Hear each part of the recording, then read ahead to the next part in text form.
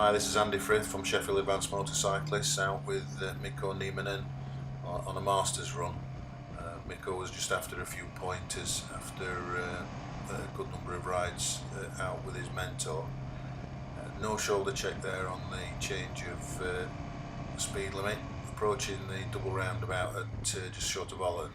This car in front here is going the way we are going, but there's a junction to the left and you were a bit close to him because he suddenly decided to go and he just had to move a little bit. So better that you just hang back a bit and let the situation develop until you know where they're going before you put your power on. Sorry about the video here, it's a little bit jerky. I don't know why it was rattling in the mount like it was. But mainly concentrating on positioning and your overtakes. This one was okay.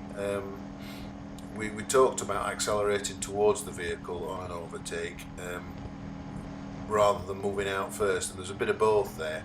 There's more of a slide, so trying definitely to get an L-shaped. When you match the speed of the vehicle, move out just for a last minute check before you actually execute the overtake. I like this stretch here. You were positioning very well, I thought, for the bends, and a nice slice there, but not overly so, not offsiding. Because you could see the bends, how they link together, and you put the bike in the right place. I like that a lot actually. Brow of this hill here, I thought your safety position could have been a little bit further left. You were right in the middle of the road and you never know if anything's not overtaking. Here again, slowing down for the speed limit change, but you do your shoulder check there, and really the shoulder check needs to come before you start braking. Left foot down, change to right foot. This was one thing that you mentioned that you had to work on. I don't know why you did the change. You've got an automatic box on this bike. You could have just kept your left foot down. This was a missed opportunity. I think we could have perhaps gone there. If you'd have pushed out further offside on that vehicle, you could have maybe got the overtake earlier.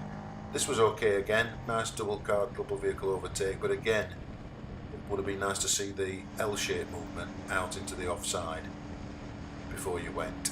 Cross views here, buildings on the right, slow signs on this bend, you've got a car in front of you, anticipating something up here, and in actual fact it turns right and you have to anchor up a little bit. But there was things going on there. We took that bend at a fair lick near the speed limit, and you could have just relaxed a little bit. Safety positioning again here, maybe just a little bit too close to the oncoming vehicles in the middle of the road. Another foot left would have been good. And I put this one in because this was a 30-mile-an-hour stretch. Lots happening here. Vehicles on the offside, overtaking vehicles coming towards double yellow lines, pedestrians on the left-hand side. And I just thought, just because it says 30, we don't have to do 30. Could have knocked off 3 or 4 miles an hour there just to take everything into account of what was going on. I think this is another overtake. Let me just watch this through. Oh no, this was positioning. Again, you were looking for the overtake, so you were on the offside and I thought you were close to that oncoming vehicle. I put this one in because it's much better. You see where you are there, it's put a lot more space between you and the oncoming vehicles. So just be careful when you're going for the overtakes that you don't get too far to the offside when you got oncoming. Right, this overtake was nicely done. There was a great cross view to the traffic lights up ahead here, and when I spotted them, they were on red.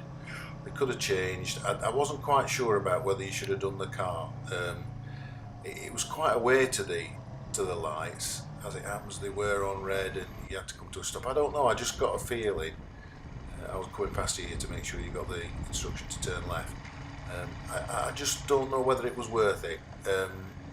And how that driver would have felt when you pulled in front. I'm not sure. It is debatable on that. Okay, so here we're heading towards Mansfield again. I was just wondering why you were occupying this position, which was to just left of centre. Those roadways and driveways on the left, and you could have had a more central position, and now you decide to take it. So for long enough up that road, I thought you were out of position, and so you've got to try and get a little bit more consistency with your position. Feet changing again, left leg down, right leg up. You said it's because you used to doing it with another bike, so something to work on that, I think. Yeah, scanning left and right. You did a good scan, but you're looking into the junction there when that car is standing to come out and you weren't looking at the car. Um, so these scans that you're doing in built up areas, I'm not quite sure whether you're checking the junctions or whether you're actually looking into the junctions as you're passing them, in which case it's a bit of a lost cause. So I just put this in to just if you can concentrate on your head movement, certainly on the latter ones, you look there, you see, and you're well into the junction, so check them out before you get there, not when you've gone past them. This filter, we discussed this, I didn't know whether it was on. One car in front of you, was it worth it? There's not a very big gap there between you. What do the drivers think? I couldn't have gone down there with my panniers on. You got away with a bit of a wobble on, and that might have been disconcerting for them as well. So I just don't know. Could have maybe held on that one. But I thought it was a good ride. It was definitely a pass. These are just a few pointers. Hope it helps.